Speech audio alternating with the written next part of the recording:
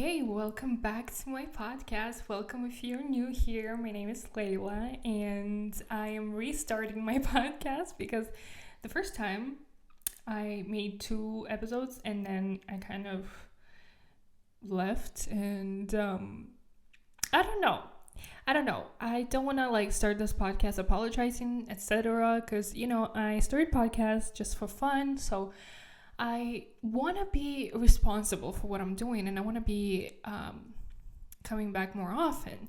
But I feel like there's just so much going on in my life that I'm just so busy that it's really hard sometimes to sit down and talk to you guys. And as it's a one-woman show, it's not always easy to make yourself sit down and have the right energy. But today I'm back, and I just want to tell you that I'm changing the name of this podcast. So it used to be Sincerely Mekhdi, but since I changed my last name, and by changing my last name I mean I removed the ending, I decided to overall change the name of my podcast, and now it's just Sincerely Leila. And of course, originally I was thinking about Sincerely Leila, but then I was like, Sincerely Mekhdi is fun because it's like my last name and it's hard for people to say it.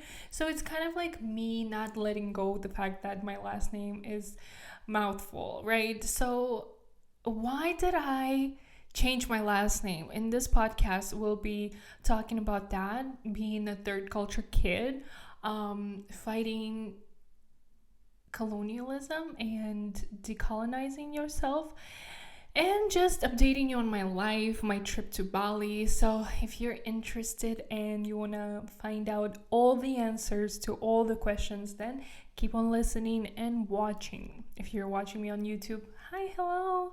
And if you're listening, hi, hello. That one was for you. By changing the name of my podcast, I also want to start inviting people to interview from time to time, because I feel like that really helps me to keep it going. Because if it's just me sitting down in front of the camera and microphone, it's not always as entertaining as when I get to ask people questions. I truly believe the reason why I became a journalist is because I always had so many questions, and I always would ask my mom to explain everything, and she didn't always have answers. And a lot of times what she would tell me is like, I'll tell you when you grow up. And now I grew up and I still have so many questions, and I love talking to people when it's an interview. So I want to do more of that for my podcast as well.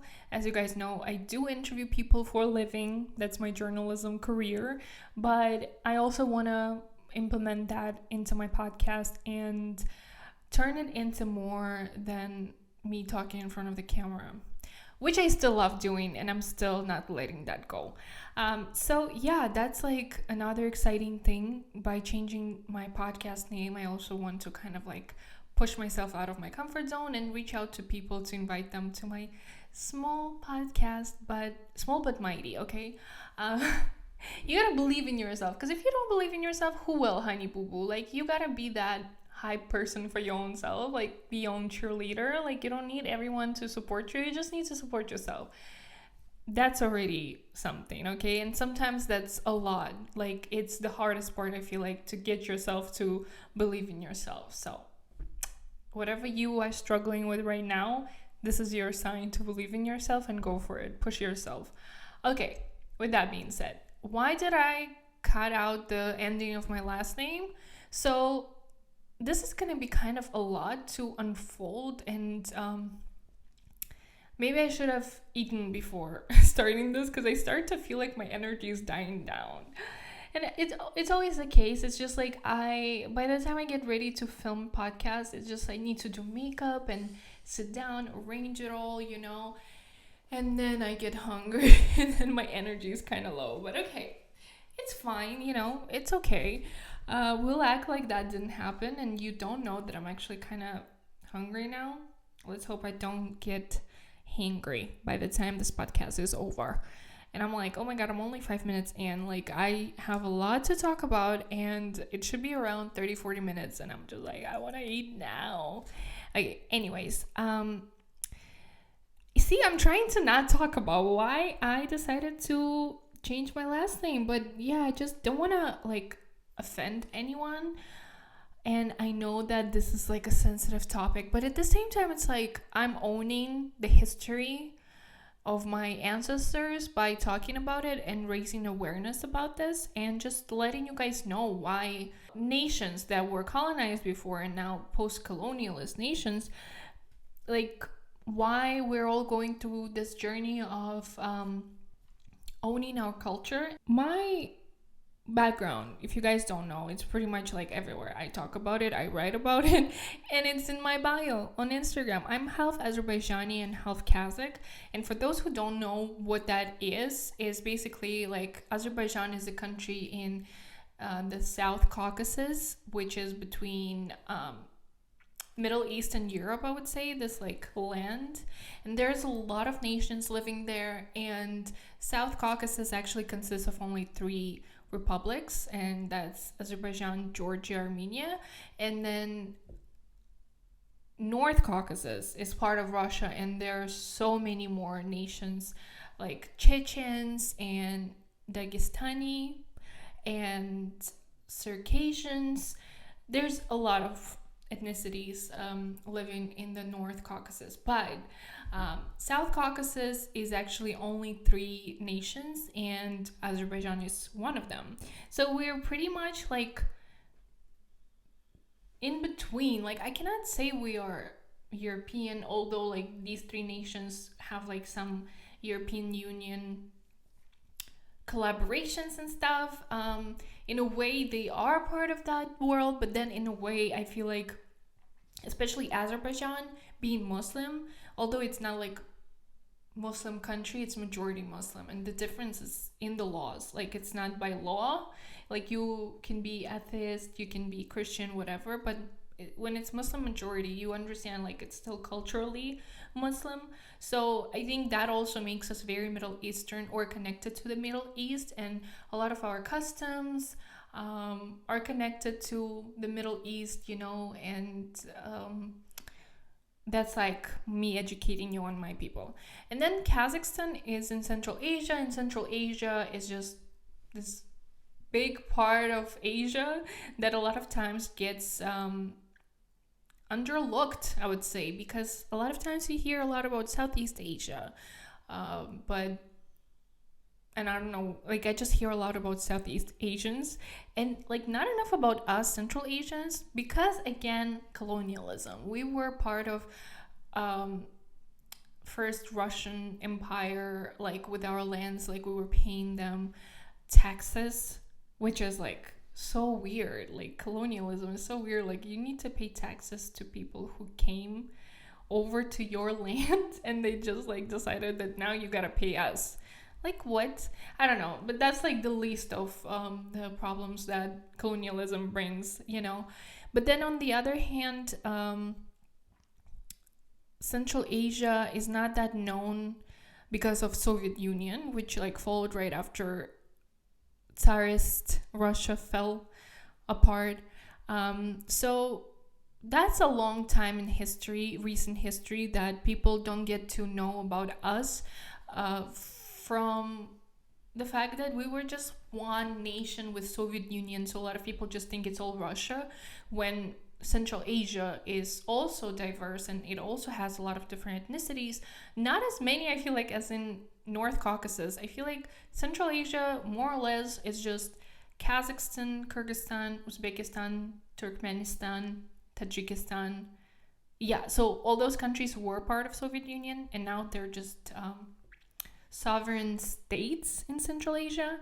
So Kazakhstan is one of them, and that's basically my history. As you can tell from both sides of my family, like we were under Russian First Empire and then Soviet Union, which was, you know, like this cosmopolitan idea of one nation of people, workers, proletariat. But in reality, it was just like one main ethnicity, and that was Russian, and the rest, you know, and Russian language was the main language, and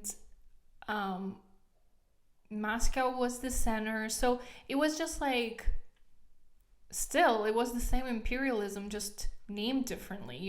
To my people, not much has changed. And I feel like only now as an adult, I'm 28 now, and I'm unfolding all of that, and I'm relearning history, and I'm realizing that what happened to my people was colonialism.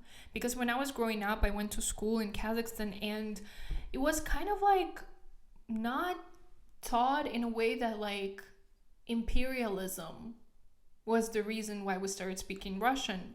Imperialism was the reason why we had to become part of Soviet Union. Imperialism was the reason why we had to pay taxes to Russian Empire, right? And now I'm so happy to see, like, at least in today's Kazakh society, young people talking about it and spreading awareness about it and getting rid of Russian ending at the end of our last names, and by that reaffirming our power as our own people, as our own nation. And as a mixed Middle Eastern Asian woman, for a while, like since I was 18, I was thinking about it. And honestly, at the time, I didn't even get my like degree, right? I was just graduating from high school, and I just felt like afraid to go through all that bureaucracy and like having to deal with that. So that's why I didn't change my last name back then. I just wanted to add, instead of Yeva, add Lee to my last name, so I would be Mekhdi Lee, which is like very Azeri way of having like ending of your last name. So I was thinking about that, and I just didn't do it back then, and I really wish I did, because like I feel like it's an important process of decolonialism. Like, this necessity to add Russian ending to your last name was forced on both of my cultures, and it doesn't make sense because we are Turkic nations. We speak Turkic languages, and like Slavic ending to a Turkic last name, it doesn't make any sense at all, and it's not part of our culture at all. And the only reason why it was for years done is colonialism, is that white people came to our lands and were like, okay, now it's our land, now you live under us, now you follow our lifestyle, those yurts you have, like, take them off. Now we'll be building like these ugly Soviet buildings, and y'all will be living like next to each other. And it's just like, we never asked for it. We never asked for white people to come and save us, to build houses for us. We had our own way of living, right? And I'm now talking about Kazakhs, because Azeris had different lifestyle. They weren't nomadic as Kazakhs, but I'm just talking about one half of my ethnic background. And that's the thing about being mixed. It's just so confusing. It's like I have these two histories, and they're similar in a way of like Russian imperialism spreading, but then they're also different. And we do have, like, we're part of the same language group, Azeris and Kazakhs, and so many other like Turkic nations. We speak basically the same language, but just it changed, like, so now what makes a dialect a language is the fact that it's official language of the state, right? So intercultural communication class doing me good still years after graduating. Of course, a lot is different in those languages, and growing up listening and hearing both Azeri and Kazakh, like, I'm still confused. Sometimes I speak Azeri and like Kazakh word slips in, and then when I speak Kazakh and like my Azeri comes out, and I'm like, wait, is this a word in Kazakh? And my mom is like, nope. And my parents don't speak each other's languages, so it's just like I'm just this bridge of communication of Turkic nations. No, I'm kidding, obviously. But yeah, it's just like the more I learn about it, the more I'm like, it doesn't make sense to be Mekhdieva. And like, especially now that I'm not in a Russian speaking country, right? And like when people like read my name, they're like, how do you even say this? And it's just not necessary, it's just like this Yeva thing does not belong to me. So when I was like, for years, I was like, oh, they need to learn how to say my last name. It's the name of my family. And the truth is, no, it's not. Like, interestingly, my Azeri grandfather's last name was Verdiev, which without Russian ending would be Verdi, right? Kind of like Italian composer Verdi. So that's fun fact. Maybe if my father wouldn't have changed his last name from Verdiev to Mehdiev, I would have now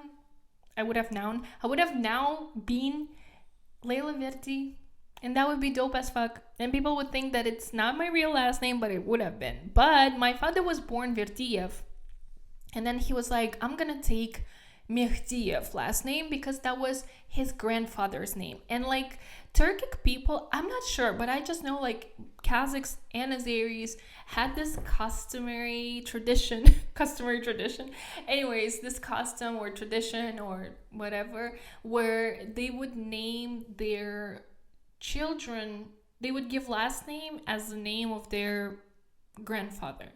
So therefore my grandfather was Alamkulu and my great grandfather was Mekhdi. So my father took my great grandfather, his grandfather, his name Mekhdi, and turned it into his last name. So he became Mehdiev. And then I was given obviously Mehdieva.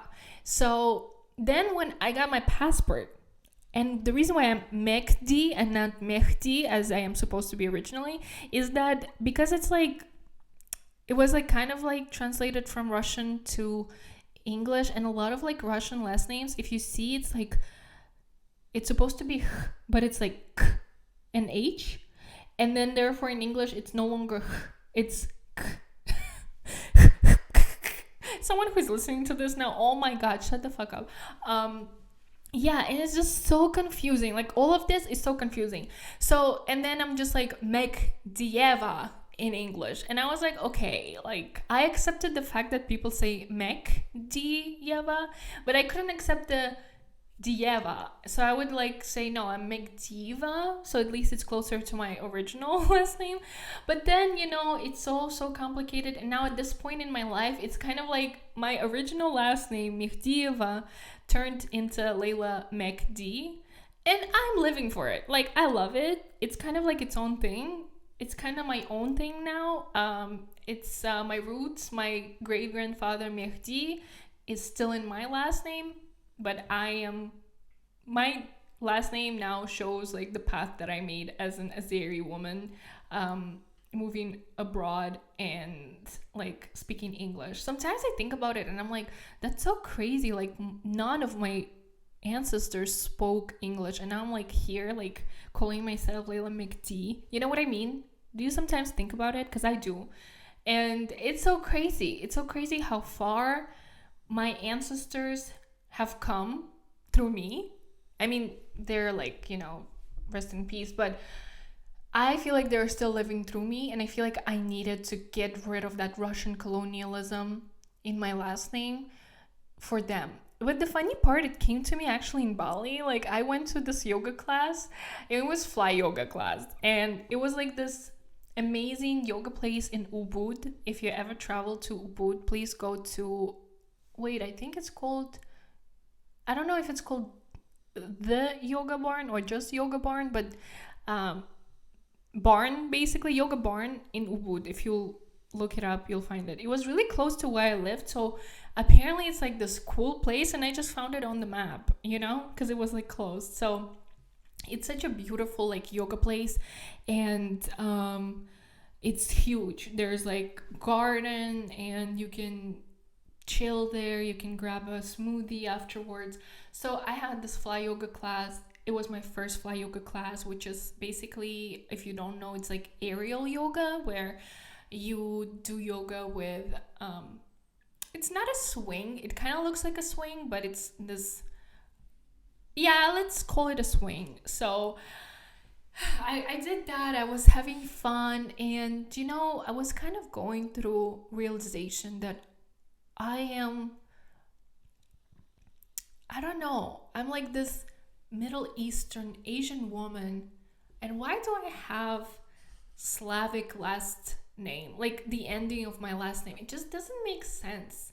And it's kind of like, it doesn't serve me, you know? And I understand like people for whom it's like their family name, but for me, it's not. It was forced upon my people, and it doesn't belong to me. It doesn't serve me, and it only represents my master, right? Like, it only shows that sometime back in history, white people came to my people and colonized them and told them, you speak this language now and you add this to your last name. And to me, it was important to get rid of it right then and there. So I went to my Instagram and I changed my nickname, like, you know, my name on Instagram. And I went to YouTube, I changed my name there. And I just posted a story that kind of went like, I decided to decolonize my last name, so I'm no longer Mekhdieva. I'm Leila Mekhdi. And I felt so powerful. And I know that for those who don't know what it's like to be colonized, like to have stories of your family tree being affected by others coming and taking, and you having to leave your place, your home, you know, your language. It's not easy to understand, and I don't expect you to understand, but I think if your family went through it, you know how important it is to get your power back and to say, I no longer belong to my master. Yet, of course, I still speak Russian. I just don't want it to be part of my identity anymore. And that's why I was like, I don't want to hurt anyone, because I know nowadays, like, I have Russian friends and they share I don't want to call it that, but I guess Russophobia. But I don't know, like, if that's the right term for it. But basically, yeah, from Russian perspective, it's Russophobia, because like everything Russian is being rejected now. But I think it's also like understandable, as it's like the response of people to the violence. So it's kind of like, you understand everyone and it sucks, but then I'm on my own journey, and I didn't change my last name because nowadays it's not cool to be affiliated with Russians, but more so, I think the war in Ukraine really like made me think about my grandfather, my Kazakh grandfather, who had to escape Kazakhstan, and he moved to China as a child with his parents. And so did my grandmother's family. They moved to China because they were basically forced to leave by the Soviet regime that was taking away everything my family's owned, you know, and yeah, my grandfather, my grandmother, they met in China. My mom was born in China. We are not ethnic Chinese at all, but that's where my family found refuge, you know, from Soviet Union, which ironically, you know, years later, China turned also communist. So my family went back to Kazakhstan actually in the 60s. But still, my grandfather had to leave his country. And, you know, now I understand why growing up, my grandfather was telling us children, his grandchildren, like, Kazakhsha söylendir, which in Kazakh means like speak Kazakh. He always wanted us to speak Kazakh because we were like raised speaking Russian, right? And I, as a child, was like, why does it matter?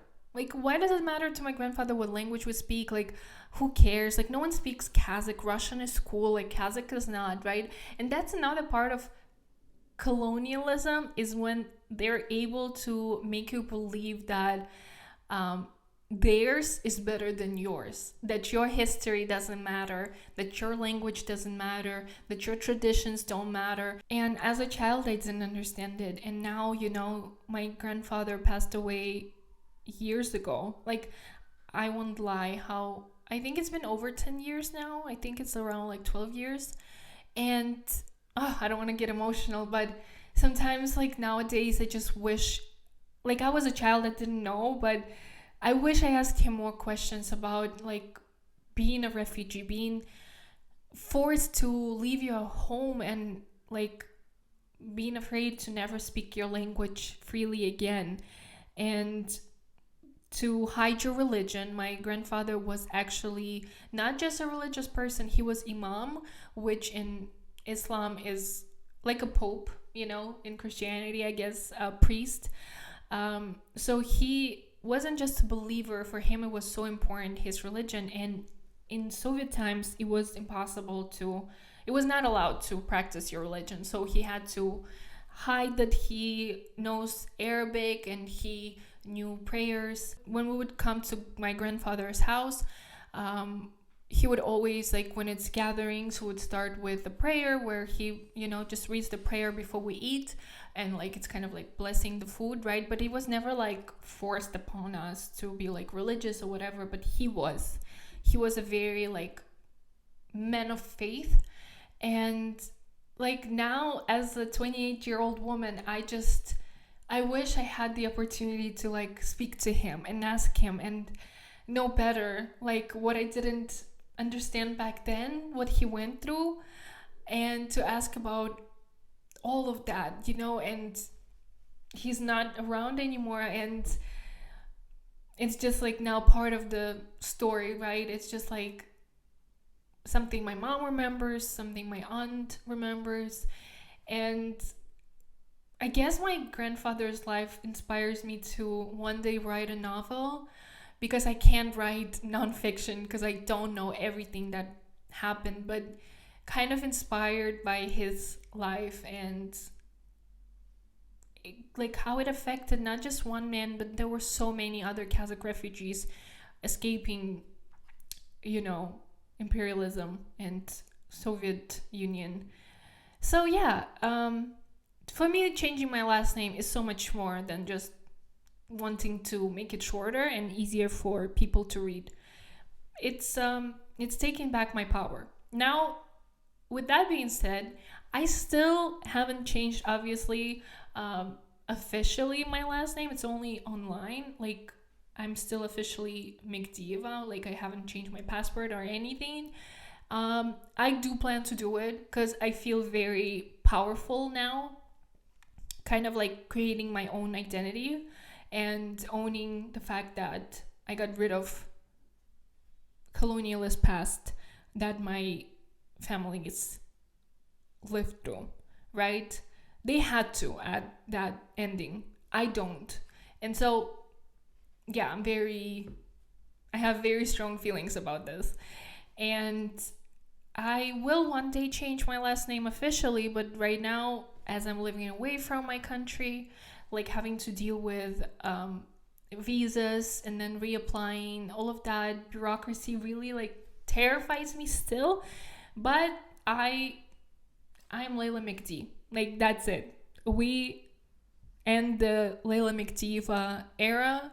I want everyone who wants to know why the hell I changed my last name to listen to this podcast and to know how I decolonized my last name. And I just wanted to be clear, I didn't change my last name just because nowadays, like I said, it's not cool to be Russian anymore. But I do know a few people who are Russian, like Russian from Russia, right? And they are now changing their last names to make their lives easier, which is also kind of like, I'm sorry, but that's weird to me, because like you're still responsible for what your ancestors did. Like, just by changing your name into something more shorter and like easier for Westerners to pronounce and to denounce your Russian identity, you're still part of it, and what's happening today in Ukraine is like, you're not responsible for it, but still, like, just by changing your last name, it's not like you're erasing yourself from the issue, you're still part of that.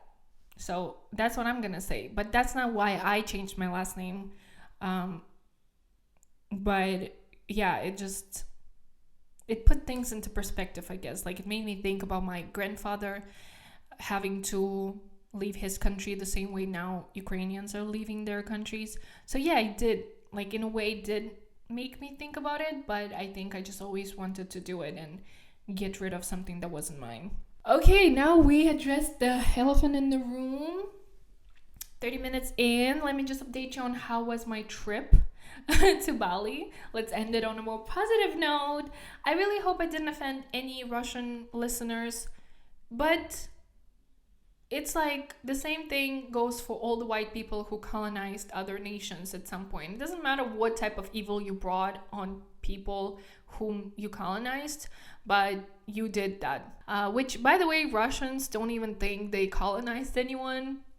They still believe that like they saved all these tribes from their savage way of living, you know, and that's like so bullshit. If you believe that, then definitely like I have nothing to tell you. We didn't want you, we didn't need you, and we didn't ask for you, and that's the big difference. Bali was great. So like I said, this awakening happened in Bali, but I had this idea my whole life. But I feel like sometimes you just need to get away from all of this, and Bali felt like so far away from all of this European stuff happening, politics, all of it. It was just like its own island, its own world.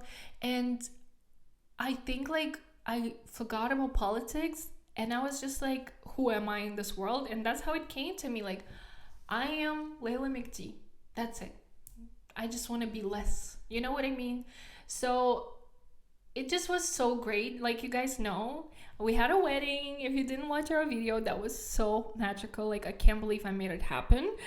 I say I because like my husband really couldn't care less, and I'll be honest with you guys, he really didn't care. But then right then and there, the way he was looking at me when I was wearing that white wedding dress and we finally had that magical moment, I knew he is not gonna regret this. And he was like just beaming, you know, he was so happy. I've never seen him like that. Like, that was awesome. Like, to get married and to see a man to look at you like that, that was worth something. That was worth every penny I spent on the wedding.